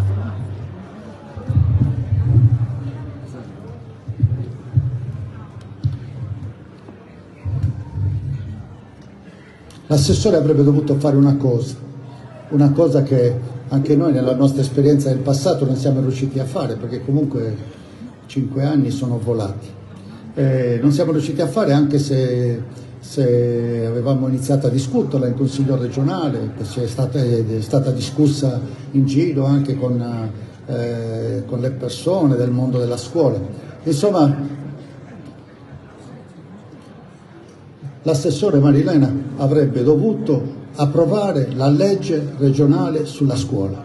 In Sardegna noi abbiamo un sacco di leggi, abbiamo anche una legge giustamente su come raccogliere i funghi, abbiamo anche la legge sulle api, giusto, poi adesso si fa anche fatica a fare leggi, si preferisce fare articoletti, mettere un cavillino in una legge omnibus, come hanno fatto da poco con il cosiddetto emendamento alla finanziaria. Però, nonostante siano passati ormai 23 anni dalla riforma del titolo quinto, che assegna alle regioni, a tutte le regioni, la capacità concorrente, la responsabilità concorrente in materia di scuola, noi non abbiamo ancora fatto una legge sulla scuola.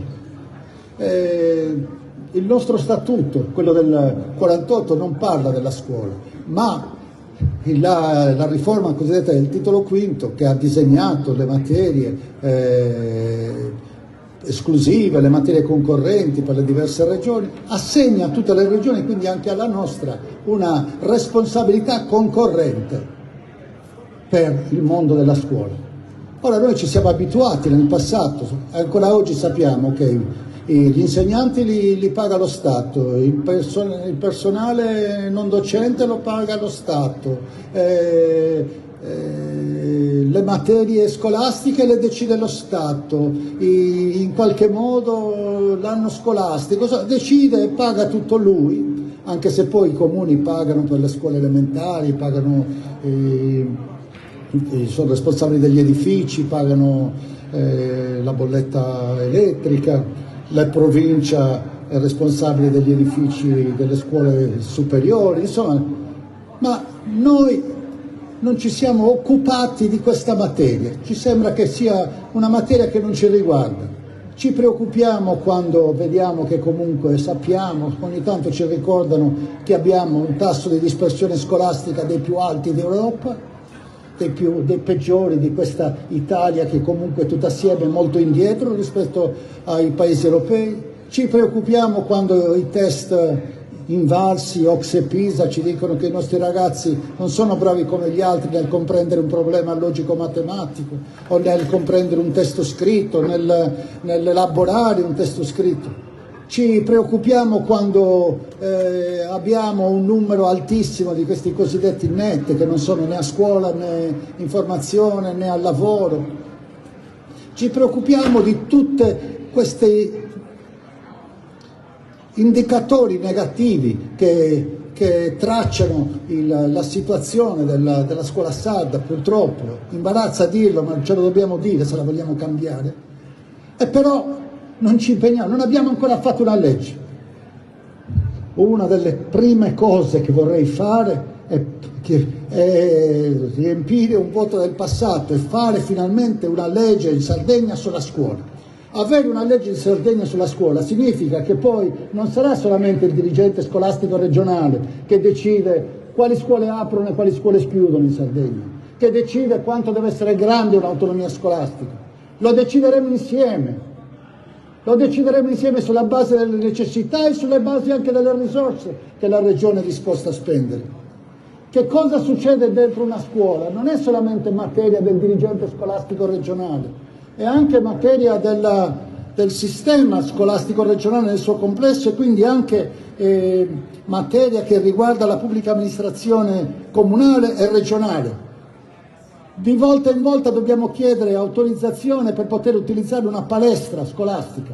In un comune magari c'è stato fatto un grande investimento, c'è un bel impianto sportivo, però sta chiuso tutte le sere perché nessuno lo può utilizzare, magari i ragazzi non lo possono, una squadra sportiva non lo può utilizzare, oppure bisogna raddoppiare un investimento, raddoppiare le spese di gestione.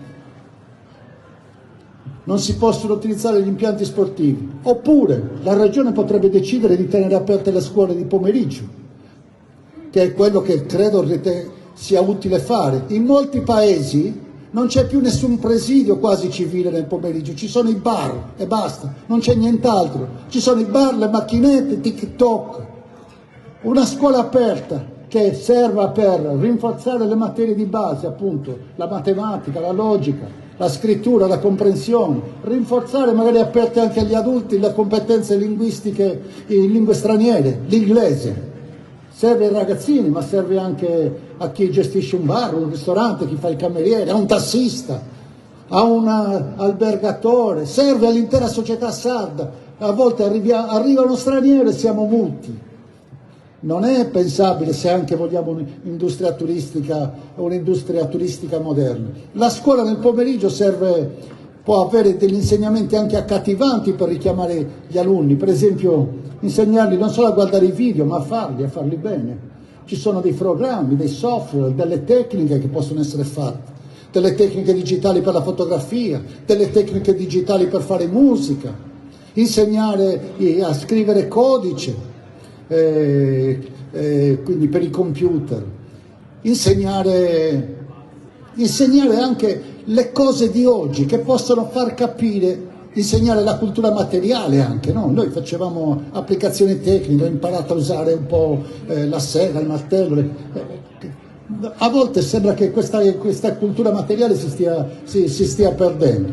Quindi io penso che la Regione Sardegna con la sua legge deve fare in modo che in ogni paese ci sia un presidio il pomeriggio e questo presidio debba essere dentro le aule scolastiche, pagando il personale ausiliario che deve tenere aperto e lì deve passare il rafforzamento delle competenze di base in maniera che i test invalsi non siano così come oggi e lì bisogna far innamorare nuovamente i ragazzi della possibilità di apprendere, iniziando dalle cose che interessano loro oggi. Loro oggi sono digitali, ma facciamo non dei consumatori digitali e basta, facciamone anche dei produttori digitali, degli utilizzatori digitali, anche degli utilizzatori coscienti. Un corso per esempio di comprensione della privacy, della comprensione dei rischi che ci sono in rete, della comprensione di quello che può succedere, del bullismo in rete.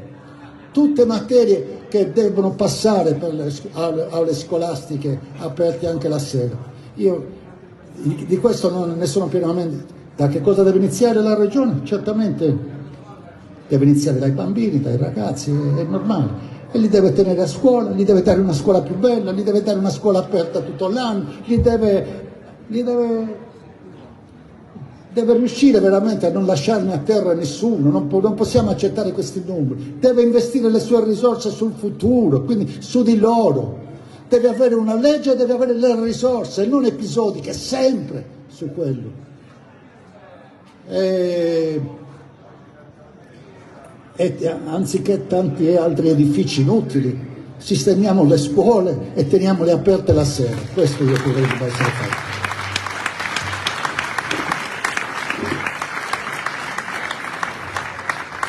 C'ho ancora un'altra domanda, però te ne voglio fare una io. Nel 2014 in Sardegna c'è stata una speranza e anche un'esperienza molto importante, che è stata quella di Sardegna Possibile.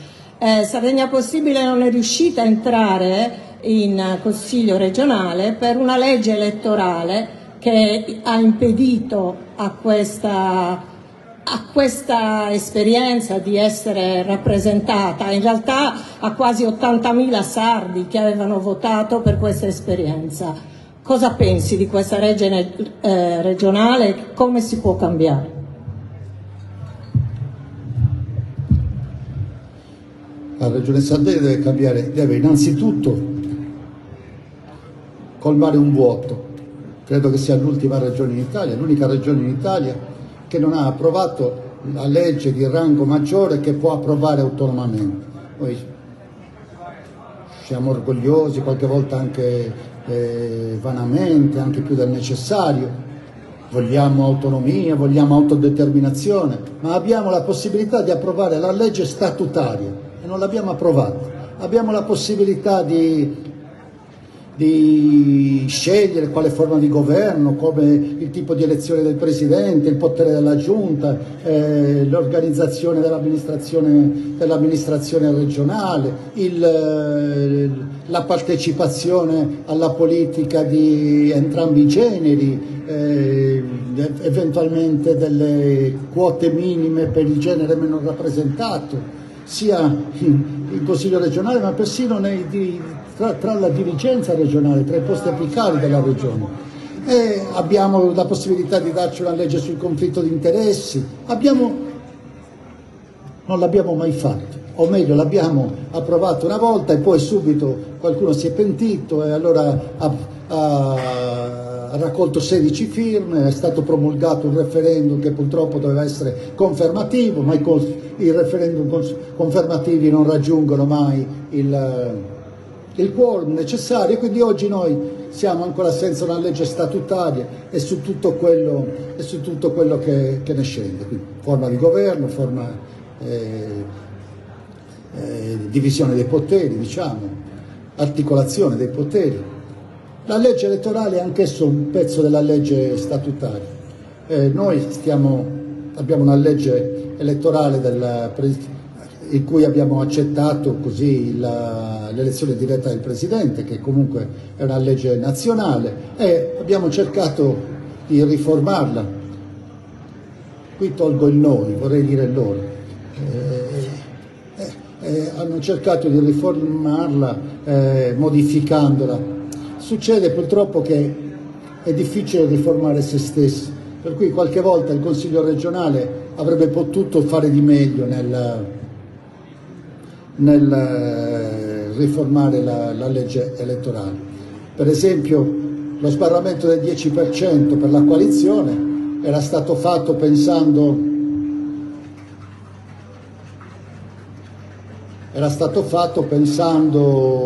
di cercare di limitare il moltiplicarsi di coalizioni, cercare di semplificare l'offerta politica, insomma il panorama politico. Un tema giusto, e però tra il 5% che è la soglia di sbarramento per una singola lista e il 10% della coalizione forse ci poteva essere un valore diverso. Io credo che sono intervenuto in Consiglio regionale e però sono stato battuto. Io non sono un appassionato di questo del voto voto doppio, no? Se voto una persona del genere, dell'altro genere, posso votare 2 volte. O voto solo una volta un solo genere, ma ho un altro voto per votare anche la persona di genere diverso. Per cui si dice, questa cosa qui porta più donne in consiglio regionale, per semplificare. In realtà spesso le donne sono portatori d'acqua per qualcuno, e comunque secondo me non sta portando le donne in numero sufficiente in consiglio regionale. Io mi scuserà chi ha un'opinione diversa, però la dico ancora, l'avevamo scritta anche nella legge statutaria, sono per le quote.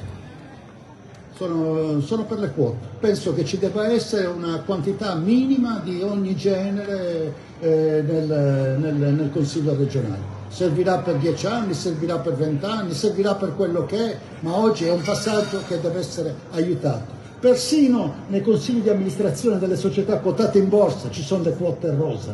Ci devono essere un numero di consiglieri di amministratori donne. Persino, come abbiamo visto, ormai ci sono sentenze della Corte Costituzionale per la composizione delle giunte, dei ministeri. Se si vuole superare questo ritardo e se si vuole facilitare, questa è una possibilità.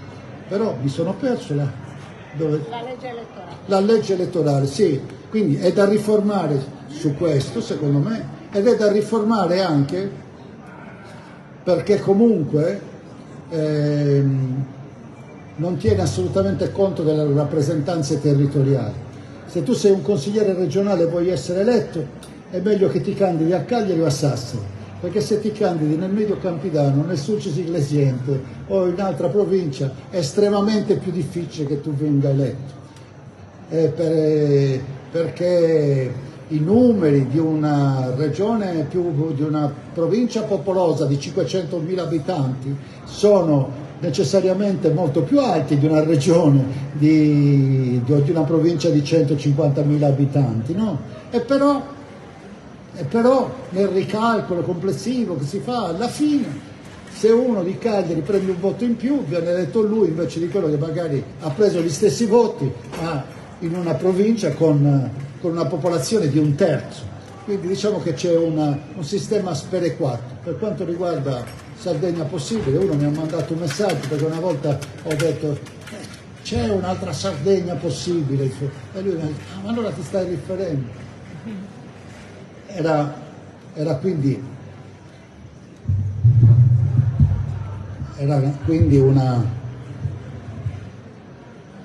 Erano quindi delle parole giuste, ma d'altronde lei era una maestra delle parole. Una Sardegna possibile, sì, c'è una Sardegna possibile che dobbiamo costruire. Ora Michela Murgia non c'è più, secondo me il suo sbaglio e credo il suo errore, e credo che oggi sia importante ricordarlo.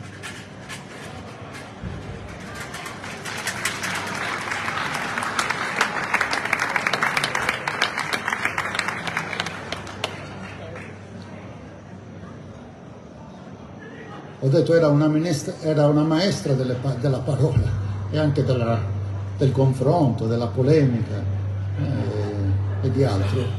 Non era una maestra dei tatticismi politici, perché altrimenti non avrebbe fatto una coalizione di 3 liste dove il 95% dei voti l'ha preso la sua lista e le altre 2 liste non hanno preso voti. Se avesse fatto una sola lista avrebbe portato in consiglio regionale 7-8 persone. Ma l'altra cosa che lei non ha fatto è stato questo: non aver provato a fare una coalizione di centrosinistra. Avrebbe dovuto fare una coalizione di centrosinistra, chiedere le primarie e guidare la coalizione di centrosinistra. Lei avrebbe vinto e molta parte della Sardegna avrebbe vinto insieme a lei. E quindi spero anche che oggi non si faccia lo stesso errore.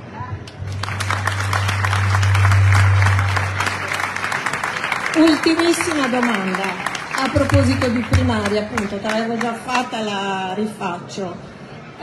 Cosa farai, Renato, se non ci saranno le primarie? Io sono certo che le primarie ci saranno, perché confido nel buonsenso e nella ragionevolezza delle persone e confido anche nella litigiosità delle persone, non si metteranno mai d'accordo su noi.